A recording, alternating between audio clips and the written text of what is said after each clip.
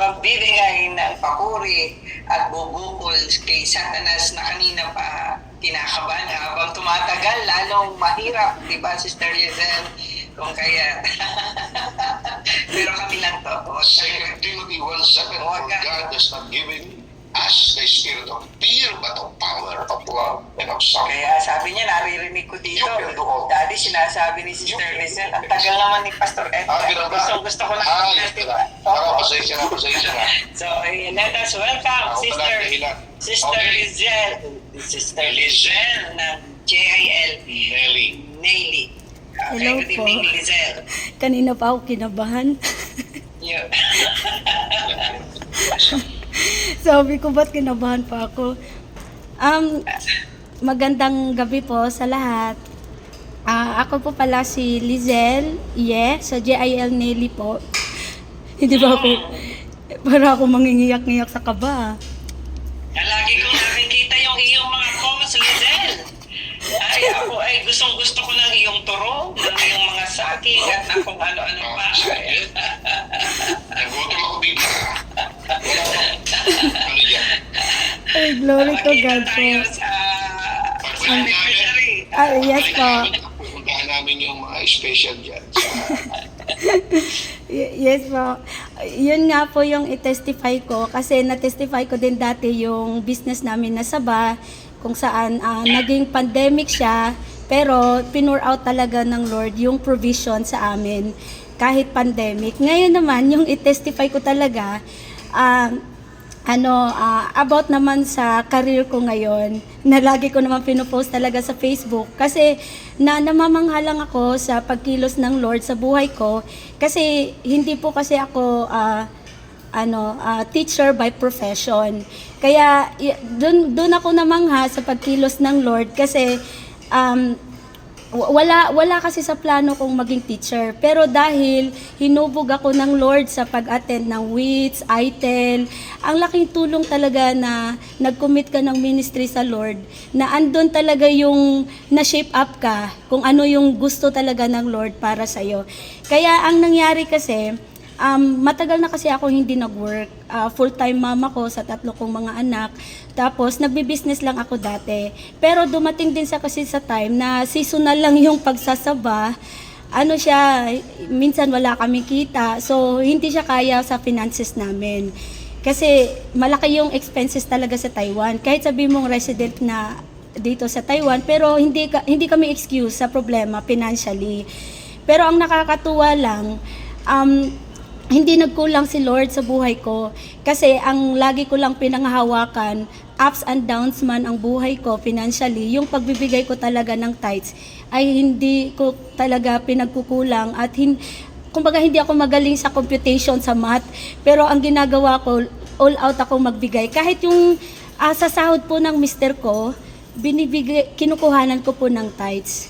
Kaya hindi ko po yun maipagmamayabang dahil nakikita ko din yung pagkilos ng Lord sa buhay ng asawa ko din. Kaya yun nga po yung nangyari. Part-timer lang ako. Nung wala na yung Saba, nagpa-part-time po ako. Ang rate kasi sa part-time sa Taiwan, 183. So, maliit lang talaga ang per hour. Nag-part-time ako sa hotel, nag-housekeeping. Hindi po ako mapili sa trabaho. Tapos, naghuhugas din ako ng pinggan sa restaurant. Hanggang sa nagtrabaho din ako sa dumplings. Ginib up ko na po yung pagsasaba, pag-business kasi kulang pa rin talaga siya. So naghanap ako ng full time. Doon naman sa pagtrabaho ko sa dumplings, dumating sa time na sinisigawan ako ng director namin. Naramdaman ko yung maliit na nga yung sahod, minamaliit ka pa. Yung parang dumating ako sa time na umiyak ako sa Lord. Parang wala pa yata isang buwan, umalis din ako. Iniyak ko yun sa Lord kasi parang hindi ako sanay. Sabi ko, Lord, wala akong peace sa puso ko. Parang nagtrabaho ka pero yung pinapahiya ka ng director mo, ang dami, yung hindi ka nasanay sa gano'n, na normal lang sa kanilang sisigawan ka. Iniiyak ko lagi sa Lord every day. Tapos, ang hiniling ko lang sa Lord na, Lord, may value pa ba ako? Ano ba yung worth ko? Parang ganun. Yun ang iniiyak ko sa Lord. Sabi ko, Lord, maliit kasi yung sahod ko. Parang gusto kong tumaas-taas naman yung sahod ko. Wag naman yung sobrang liit, pero wala, to make the long story short, talagang nag-give up ako sa factory. Tapos, dinala naman ako ng Lord sa pag-aaral ng kotse kasi may hinanda pala si Lord para sa akin. Hanggang sa nakapasa din ako sa pag-aaral ng kotse kasi yung asawa ko wala sa Taiwan. Nasa China siya. Kaya before nakapunta yung asawa ko sa China, pinapasa na niya ako doon sa pag-aaral ko sa kotse. Kasi ako na yung magdadala ng mga anak ko. Ako lang lahat. Kumbaga, hindi siya ganun kadali. Wala kang katuwang sa bahay.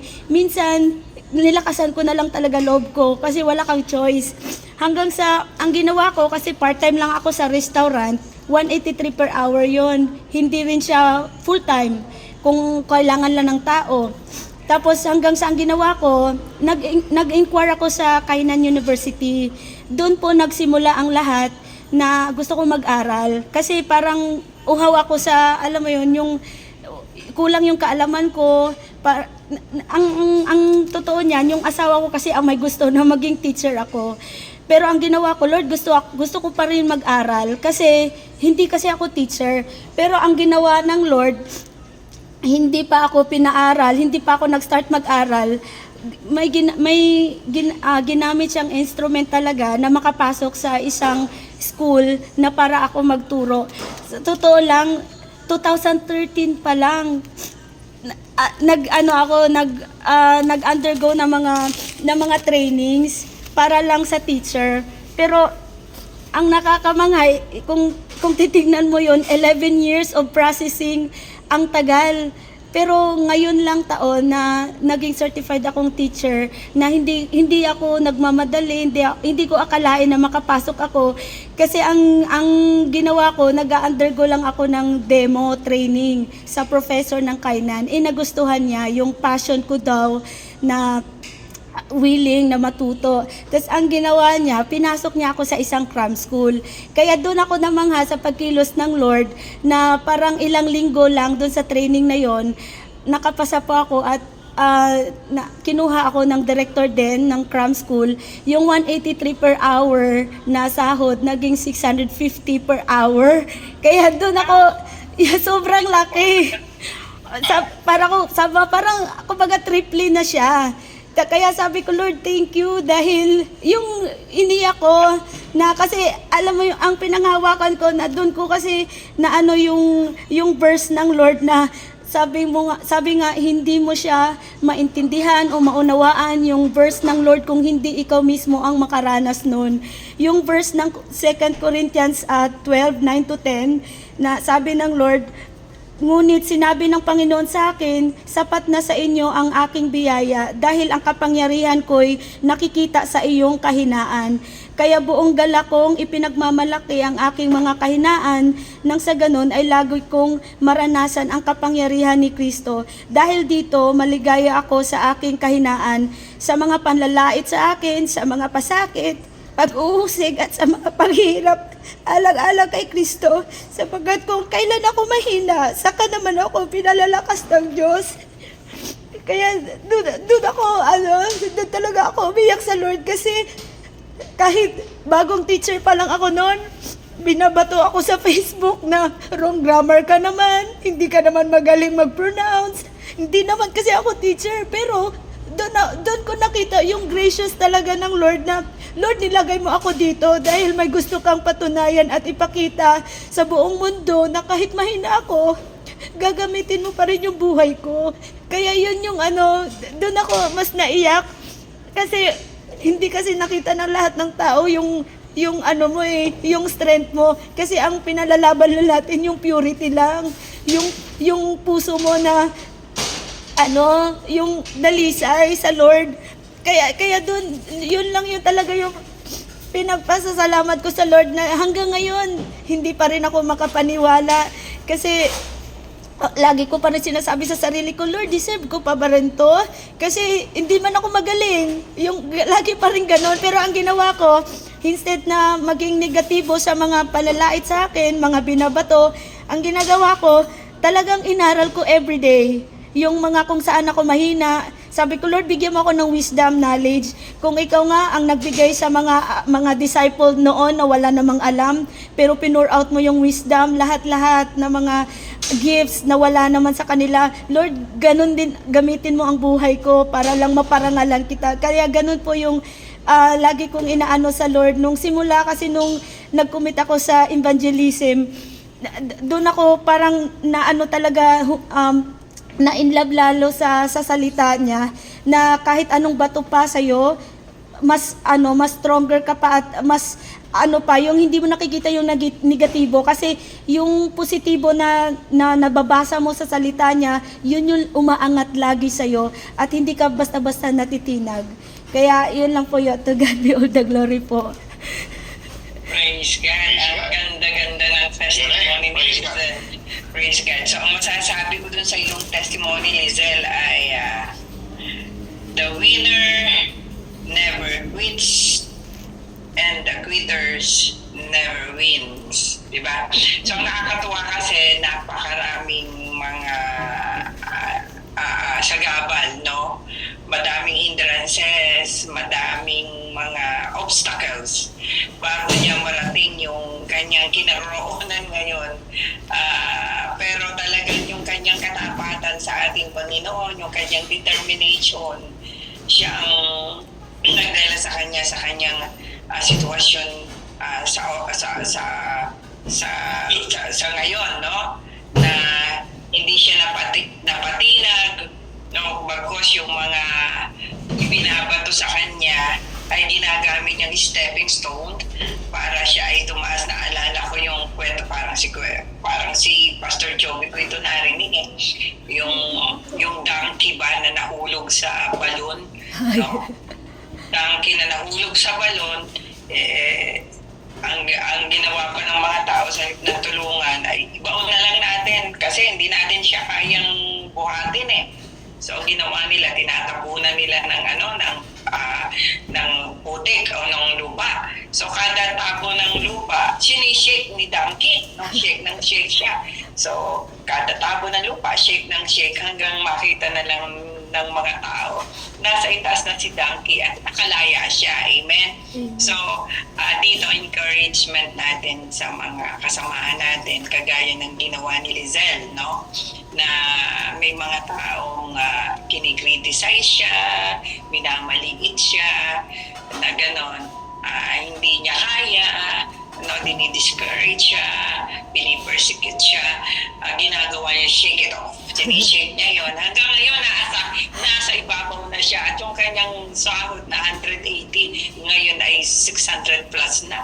At hindi na lang siya magtitinda ng saging, kundi ngayon ay teacher na siya. Kaya, ganda gabi po. Dito kami ng bataas na grade siya. Kaya ito naman ang aking verse sa'yo, Ephesians 3:20, ang ating isa sa mga paboritong verse dito sa family altar o dito sa ating Zoom meeting. God is able to do immeasurably more than all we ask or imagine, according to His power that is at work within us. Amen. So, yun, nakahit kang pagpalain ng Diyos, higit pa sa iyong inaasahan, higit pa sa iyong hinihiling, higit pa sa iyong na-imagine. Kung kaya, congratulations, Lizelle. Kami ay nakikigalak sa iyo, no? We rejoice with you. Kaya enjoy the blessings of God. Greater things are yet to come. Nakita ng Diyos ang iyong pagtatapat at nais ko rin samantalahin ang pagkakataong ito to thank you at ang mga kasamahan natin dito for being faithful to God. Kayo ang dahilan at ginagamit ng Diyos kung bakit naandito sa sitwasyong ganito ang JIL Taiwan, no? At ang panalangin ko, hindi lang kayo pagpalain, kundi padamihin pa ng Lord ang mga kagaya nyo. God bless you. God bless So, you. gusto ko sanang ipaport ay paano yung kanyang cellphone, Daddy, kasi parang ganito Okay. lang. Kaya lang tumatagal eh. Okay, sige. Pag Yes, it's okay. pag inayos ni Lizelle ay tumagal eh. Okay. Pwede pa ba, Lizelle, na i-landscape yung iyong cellphone? I-ganyan mo lang siya yan. Ay, ganun? Yan. Okay Pero po mga po. gustong mag-testify bukas, no? Yung iganito nyo lang yung cellphone nyo. Okay po. Yan, mas maganda, Lizelle. Okay. O, Daddy, anong masasabi mo kay Lizelle? Yan ay kapartner natin. Parang pag tinawag niya mag-pastor kaya, Daddy, ano? Kasi the future pastor of the Taiwan. Diba? Well, nakakatuwa. Ano? Can we call you Ma'am Lizelle? Wow. Naiya po ako. Well, naalala ko ang Proverbs 19:21. Many are the plans in the heart of men, but the Lord's purpose will prevail. Ano? Amen. Sabi ron, ang isang tao maraming iniisip, maraming pinaplano, maraming binabalak, ngunit ang kalooban ng Diyos ang nananaig. Ano? Many are the plans in man's heart, but the Lord's purpose. Sa ibang translation, the Lord counsel. No? Maraming plano ang isang tao, maraming iniisip, maraming gustong gawin, pero ang kalooban ng Diyos ang nangyayari. Ano? At ito mismo ang nangyari sa iyo, Sister Lizelle. Ang dami mong gustong gawin, pero 13 years ago ay meron ng ginawa ang Diyos pero hindi mo masyadong binigyan ng pansin. Pero this time, ang Diyos ay, ang kalooban niya ang nangyari. Diba? Yes. Kaya kumbaga, talagang ang timing ng Diyos ay laging eksakto. Hindi nauuna, hindi nahuhuli. Sa tamang panahon, sa tamang taon, sa tamang buwan, sa tamang oras ng pangangailangan, dumarating ang pinakang fulfillment ng plano ng Diyos. Parang si Joseph the Dreamer, sa Book of Genesis, binigyan ng pangitain, kinaingitan ng kapatid, ibinenta, nagdusa, na pinarusahan, nagdusa danyo, dahil pinagbintangan ng asawa ni Potiphar, na siya'y pinag-i-interestin yung asawa. Diba? So, nakulong. So, kung babalikan natin ang kwento niya, ang ganda, pero nagkaroon ng maraming trial and testing. Pero sa bandang huli, siya ang naging Prime Minister of Egypt. Ano? Naging pinaka-ang head nung nagkagutuman saka lang siya nagpakilala sa kanyang mga kapatid.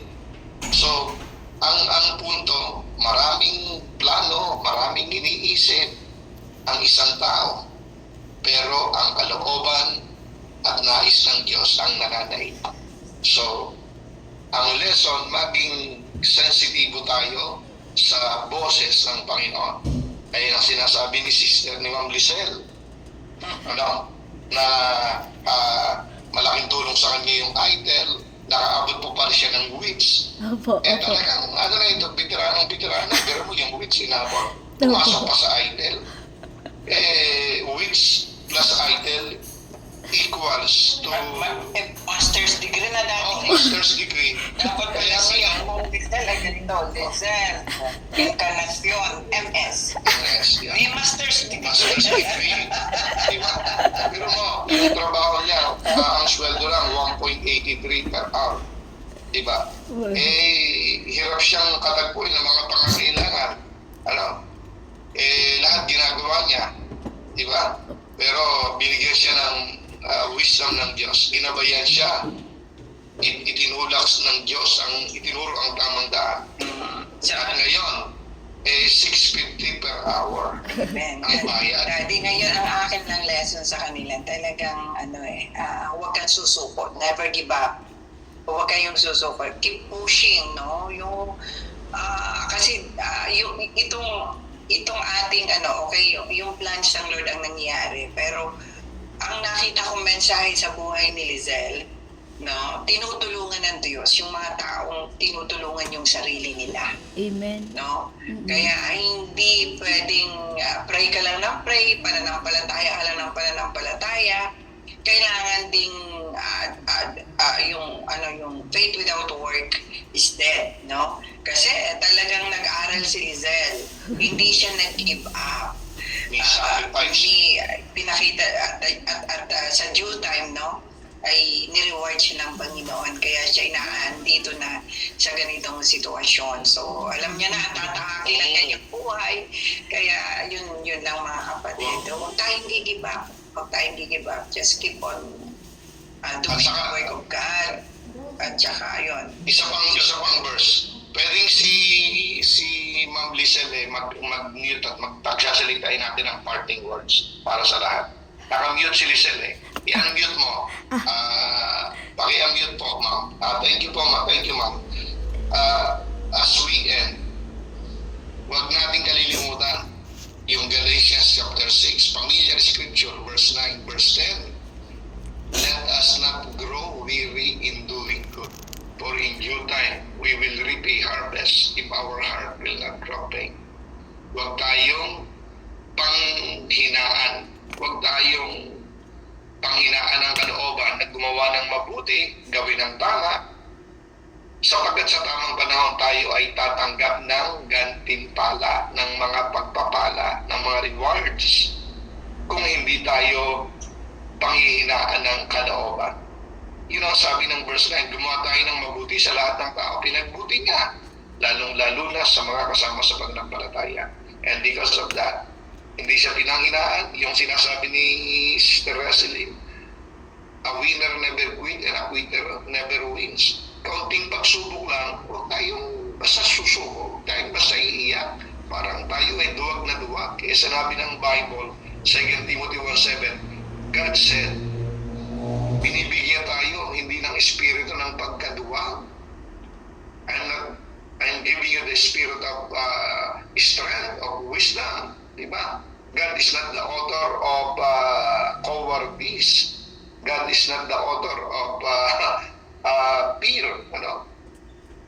Kaya God has given us the wisdom, the boldness, at we can do it. In Christ Jesus, we can do all things. Philippians 4:13. We can do all things through Christ Jesus who is strengthen us, na siyang nagpapalakas sa atin. And because of that, ito ngayon, si Sister Lizelle, ngayon ay nawala, si Ma'am Lizelle. Okay. So Lizelle, anong masasabi mo, parting word sa lahat ng ating mga kapatid? For them to be encouraged. Nakamute ka, Lizelle. Yan. Ay, okay. Sige po. I encourage ko lang po talaga kasi lalo na pag nasa ibang bansa ka, marami kasi tayong mga chances.